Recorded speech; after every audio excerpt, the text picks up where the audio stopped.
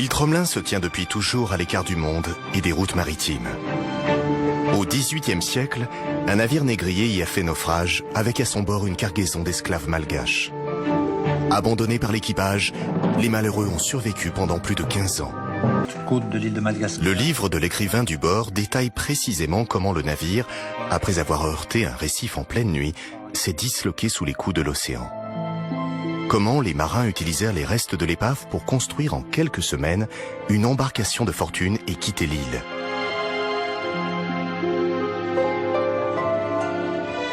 Enfin, un autre document qui révèle qu'au moment du naufrage, l'Utile transportait des esclaves noirs que l'équipage a été contraint d'abandonner à leur triste sort. Les Noirs, qu'on était forcés de laisser dans l'île, demeurèrent dans un silence accablant au moment du départ. Mais quel parti prendre dans une pareille extrémité? Ce fut de laisser les vivre aux malheureux Noirs en leur promettant de les envoyer chercher. En fait, dans la marge, il y a un renvoi imprimé où il est écrit « On a envoyé un bâtiment de l'Île-de-France pour prendre ces infortunés ». Et quelqu'un a ajouté à la plume « On avait promis d'envoyer et on ne l'a pas fait jusqu'à présent ». En réalité, on ne le fera pas pendant 15 ans. Autre énigme. À l'époque, la traite négrière était interdite dans l'océan Indien. Alors comment expliquer la présence d'esclaves sur ce bateau ?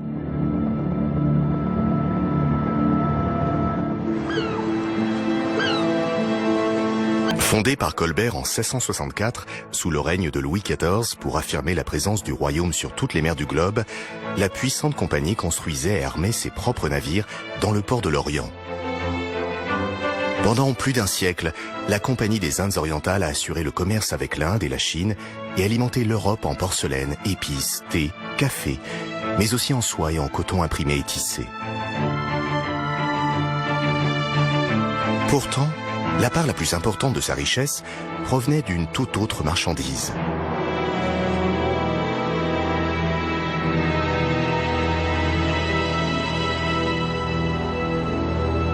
Le roi établit, à partir de 1720, au profit exclusif de la compagnie, le monopole de la traite de l'esclave sur les côtes d'Afrique. Ce qui signifie qu'il n'y a qu'elle, normalement, qui peut aller faire la traite de l'esclave. Donc elle va exploiter ce monopole jusqu'en 1767, ce qui représente environ 192 armements de traite qui vont déporter près de 60 000 esclaves vers les différentes colonies. Le commerce des esclaves dans l'océan Indien était étroitement réglementé. Max allait pourtant découvrir qu'au fil des années, l'odieux trafic avait fini par échapper au contrôle de la compagnie.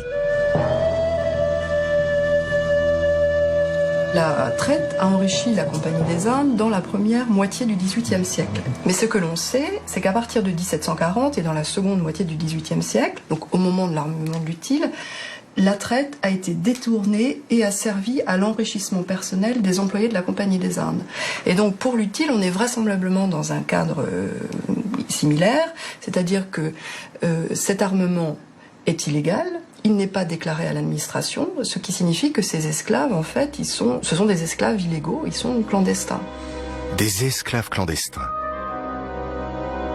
Le récit du naufrage de l'Utile dissimulait une autre histoire bien plus sombre et cruelle. Comment justifier cet abandon? Mais les archives avaient délivré tous leurs secrets. Max ne pouvait pourtant pas se résoudre à tourner la page et à abandonner les esclaves une nouvelle fois. C'était au tour de l'archéologie d'entrer en scène. Le dessinateur Sylvain Savoya suit étape par étape la progression du chantier. Son travail va constituer à établir un journal dessiné des fouilles, une chronique détaillée de la mission.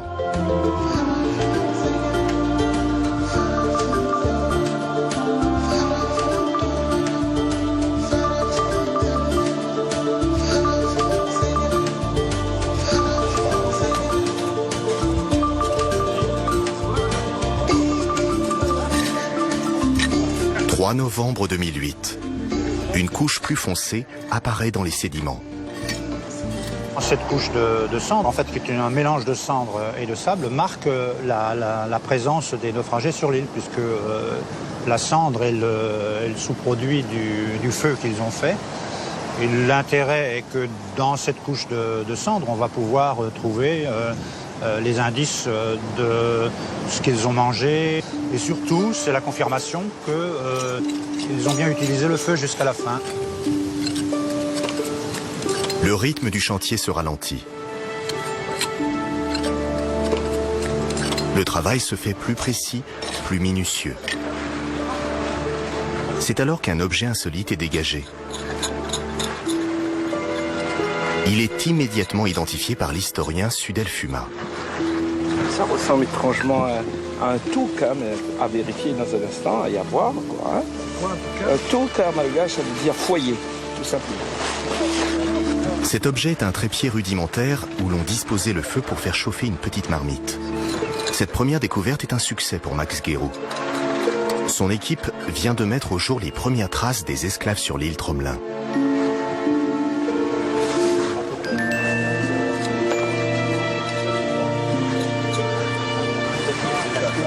Deux âmes,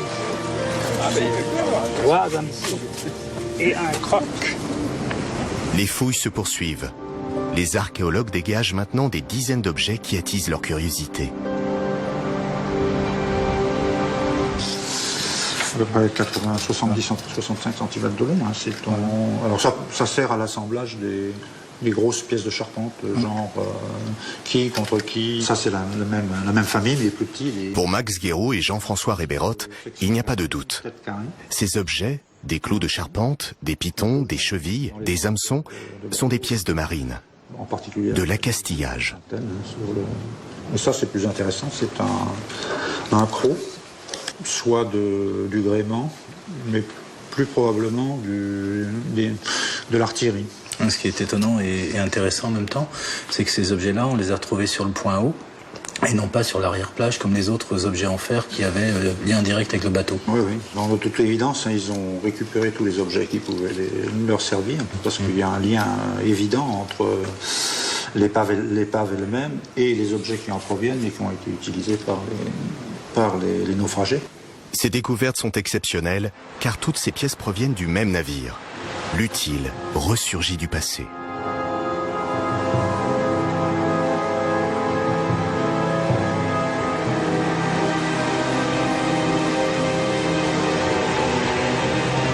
À l'aube du 26 juillet 1761, le navire quitte Madagascar avec une cargaison d'esclaves, hommes, femmes et enfants, entassés dans la cale.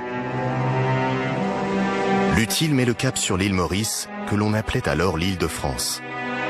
La mer est calme et l'horizon dégagé. Le navire va pourtant mystérieusement faire naufrage 4 jours plus tard. Ce qui se passe, c'est que le bateau fait une route à l'est qui l'amène à passer à proximité de Tromelin. Et on en a la certitude, il y avait 2 cartes à bord qui donnaient des positions divergentes. Et comme ils se rencontrent souvent sur les bateaux, il y a toujours une petite rivalité entre le capitaine du bateau et son pilote. Le pilote tient pour une carte et le capitaine pour l'autre. Et bien sûr, il choisit une position qui est sur une des cartes, qui malheureusement pour lui n'est pas la bonne.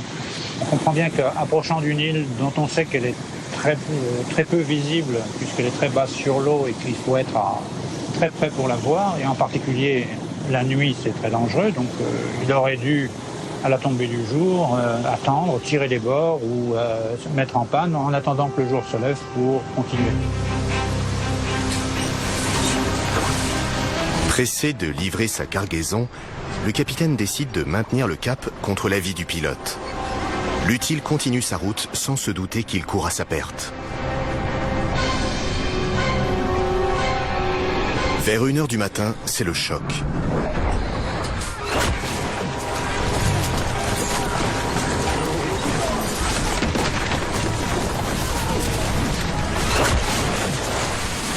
Après avoir tout tenté, l'équipage abandonne le navire. Les esclaves sont condamnés à une mort certaine. Ils ne devront leur salut qu'aux déferlantes qui finiront par disloquer la coque.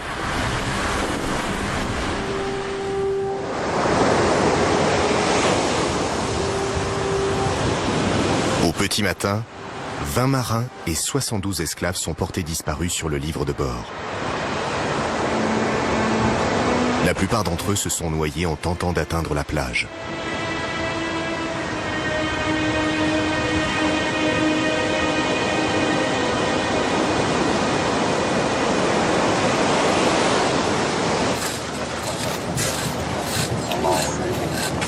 Ça, c'est la première phase. Retour au chantier.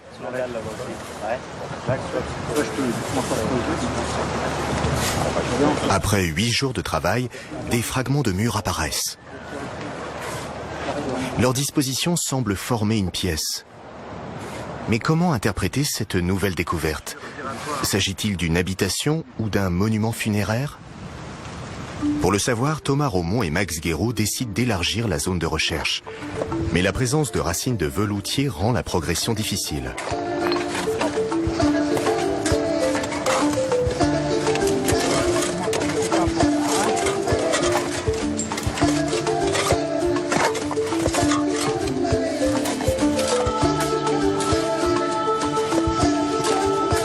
Le 10 novembre, 2 nouvelles pièces sont dégagées. Alors ce qui est émouvant, c'est ce qui nous a fait dire qu'on était en présence d'un petit Pompéi de l'océan Indien. C'est-à-dire que après le départ des esclaves, le site a été recouvert par le sable. Donc lorsqu'on enlève cette couche qui a scellé le site, on se trouve en présence du site tel qu'il était au moment du départ des naufragés. Les murs font 1,60 m de hauteur et leur épaisseur atteint parfois 3 mètres. Certains détails attisent la curiosité des archéologues. Alors, ce qui nous intrigue, c'est la manière dont l'habitat a été construit, c'est-à-dire avec des blocs de corail, avec des plaques de grès de plage, ce qui est en complète contradiction avec les traditions malgaches, parce que la pierre est réservée au tombeau, et les habitats, eux, au contraire, sont construits en éléments végétaux, du bois, du sisal, des fibres. Donc là, on est en présence d'un changement complet. Ça se comprend puisqu'il n'y a pas d'arbres sur l'île, donc ils sont contraints de construire des habitats en pierre, mais on comprend bien aussi que psychologiquement, ça doit être très difficile d'aller contre la tradition et d'accepter de vivre dans quelque chose qui est perçu comme un tombeau.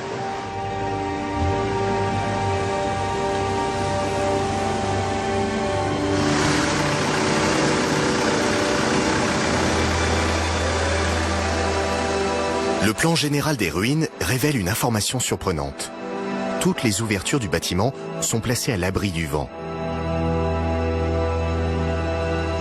Les esclaves malgaches ont su s'adapter aux circonstances, puisqu'ils ont quand même eu conscience des problèmes que posaient les cyclones et ils ont réalisé des bâtiments extraordinaires, puisque voir cette véritable forteresse qui montre la capacité d'adaptation de ces esclaves dans une situation extraordinaire et particulière.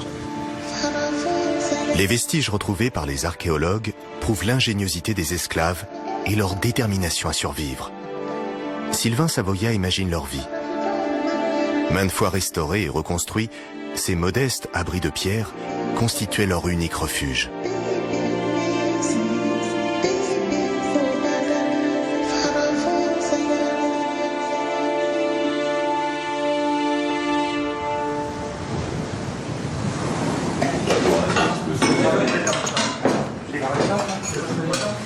Chaque soir, à l'heure du repas, des milliers de Bernard l'Ermite, attirés par la promesse de nourriture abondante, se rassemblent autour de la station. Les hommes se sont rapidement habitués à ces étranges visiteurs.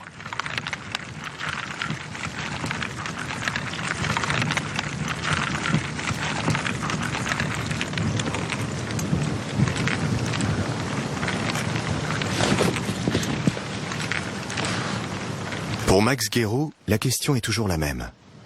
Les archives ont-elles révélé tous leurs secrets? L'archéologue dispose de 2 cartes sur lesquelles, une fois rentrés en France, les marins rescapés ont dessiné la géographie de leur infortune.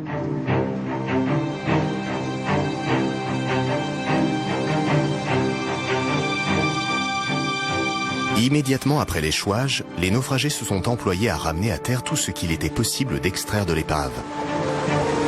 Barils de farine ou de vin rouge, tonneaux d'eau de vie, suifs, jambon, morceaux de bois. Aujourd'hui, seule l'ancre de Bossoir et 3 canons témoignent encore du naufrage de l'Utile.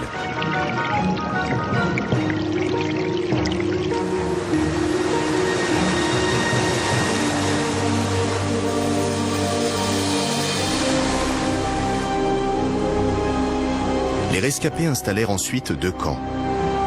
Le premier, réservé à l'équipage, l'autre destiné aux esclaves qu'il fallait surveiller et tenir à distance. Les vivres récupérés sur l'Utile suffirent à tenir quelques semaines, mais l'eau a rapidement manqué. À force d'arpenter l'île, des marins et des esclaves finirent par creuser des puits pour récupérer de l'eau saumâtre. Certains tombèrent malades et finirent par mourir. La carte signale enfin le chantier naval où fut construite, à partir du bois tiré de l'épave, l'embarcation de fortune avec laquelle les Français quittèrent l'île. Dès le départ, on sait que si on veut transporter tout le monde, il faut faire un bateau qui fasse 45 pieds de quille de longueur, c'est-à-dire une quinzaine de mètres. Et c'est ce qu'ils cherchent à faire. Et donc le second récupère le bois sur l'épave de l'Utile, mais malheureusement, on ne peut pas faire un bateau de plus de 32 pieds de quille, parce que la longueur des morceaux de bois qu'on trouve n'est pas plus grande. Donc dès le départ, on sait qu'on va laisser les esclaves. Ainsi, moins de 2 mois après le naufrage, les marins français quittèrent Tromelin et regagnèrent Madagascar.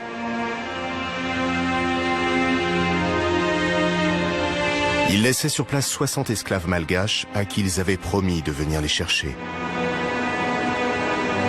Cette promesse ne sera jamais tenue.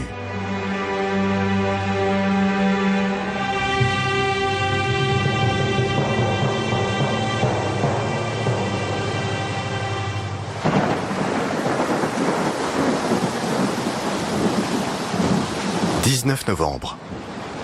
L'arrivée de la saison des pluies annonce la fin du chantier. Après 3 semaines d'efforts, les archéologues n'ont toujours pas trouvé les sépultures des esclaves.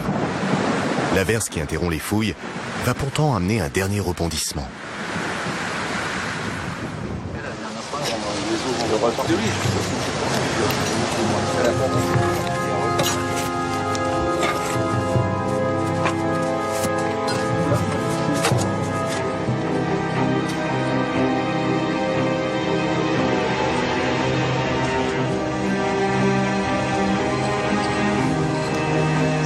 La pluie a décapé la surface du chantier et fait apparaître dans une couche de sédiments des os longs que l'anthropologue de l'équipe, Thomas Romont, n'a pas de mal à reconnaître.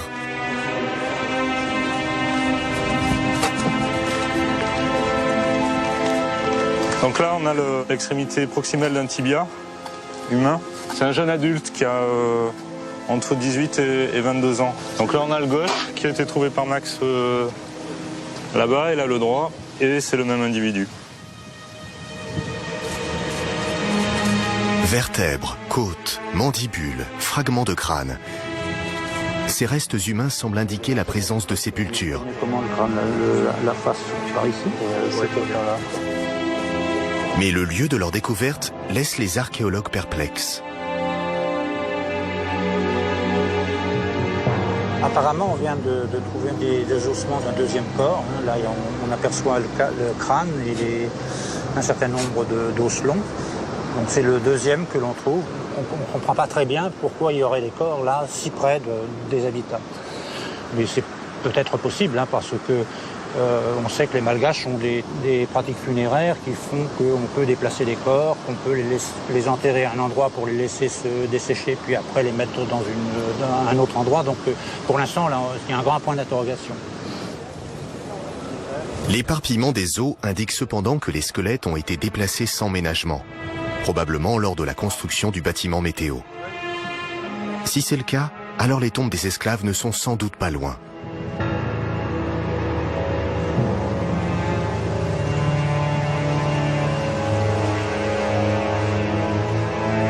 Thomas Romont soumet les ossements à un premier examen.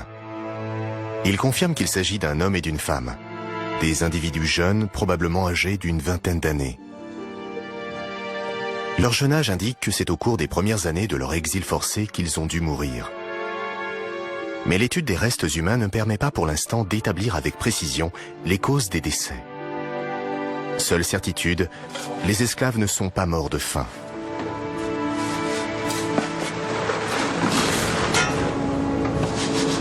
« 21 novembre. Sur le chantier, les archéologues continuent d'inspecter les pièces d'habitation.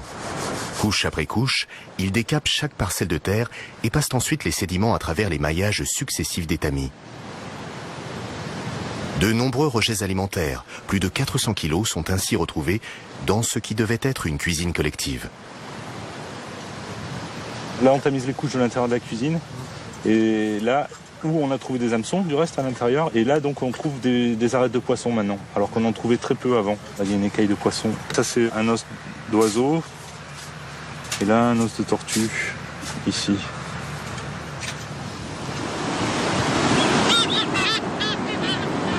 Des études ultérieures révéleront que le menu des esclaves était essentiellement composé de sternes noires. Une espèce disparue de l'île où aujourd'hui seules quelques colonies de frégates et de fous viennent y nicher encore régulièrement. Tout comme ces tortues marines venues pondre sur les plages au terme de leur long voyage. Au fil des saisons, Tromelin offre des ressources sans cesse renouvelées. Très rapidement, on s'est bien rendu compte que ce n'étaient pas les problèmes de matériel de survie qui étaient les principaux. C'était probablement les problèmes psychologiques et d'organisation sociale qui étaient déterminants, quoi.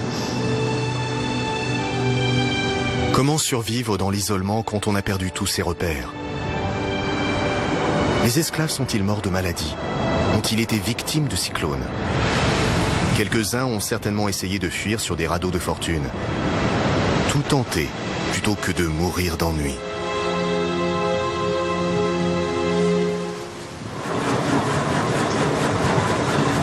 « 25 novembre. Le chantier de fouilles entre maintenant dans sa dernière phase. Attention. Lentement, délicatement, chaque objet est délivré de sa gangue de sable. Bon, ça, c'est toute évidence un coin où ils rangeaient leurs cuillères. Il y en a au moins une douzaine, si ce n'est plus.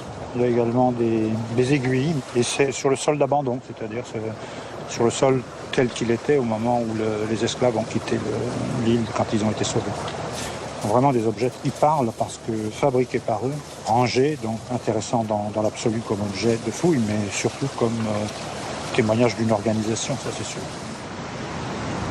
Découverts à l'emplacement même où les esclaves les ont abandonnés, ces objets témoignent du quotidien des naufragés. Mais ce qui intrigue Max Guéroult, c'est qu'ils ont visiblement été maintes et maintes fois réparés, restaurés, rapiécés. Bon, les rivets qu'on voit sur les réparations des récipients sont en fait des petites lamelles de cuivre qui ont été roulées de manière à en faire un petit cylindre, hein, qui sont enfilés après dans les trous qui ont été faits et après matés avec soit un marteau, soit un galet.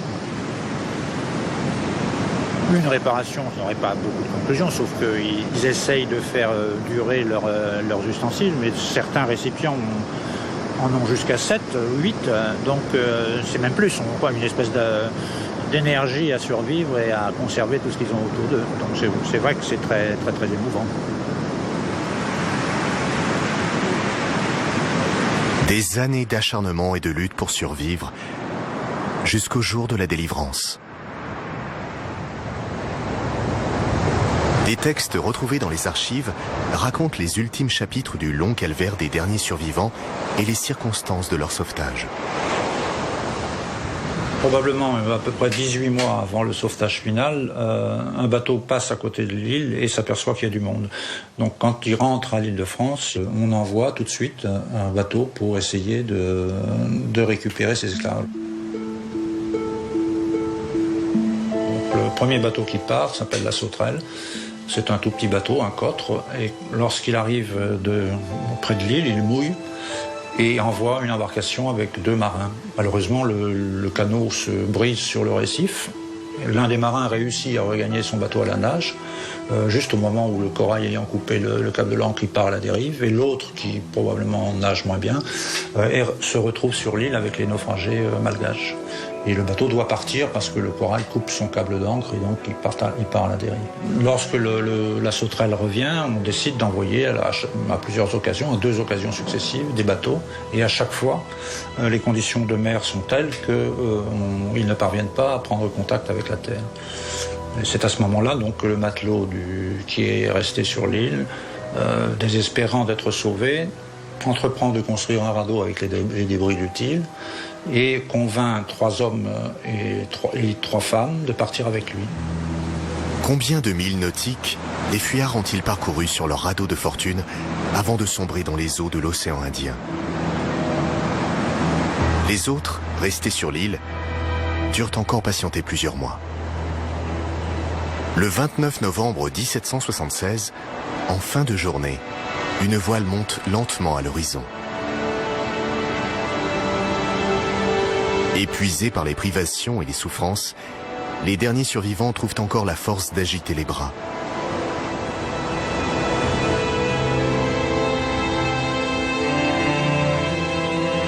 Après les longues années d'oubli, les autorités françaises se sont enfin décidées à envoyer une expédition en reconnaissance. Contre toute attente, le chevalier de Troblin, qui commande la Dauphine, recueille ce jour-là 7 femmes et un bébé de 8 mois.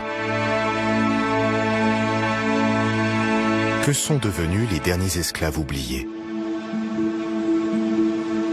Les textes racontent qu'une fois arrivés à l'île Maurice, les 7 femmes rescapées ont été affranchies et baptisées avant d'entrer au service du gouverneur. Aucune n'a souhaité retourner à Madagascar. L'enfant, un petit garçon, a lui aussi été déclaré libre et baptisé du nom de Moïse. Depuis, on en a perdu la trace.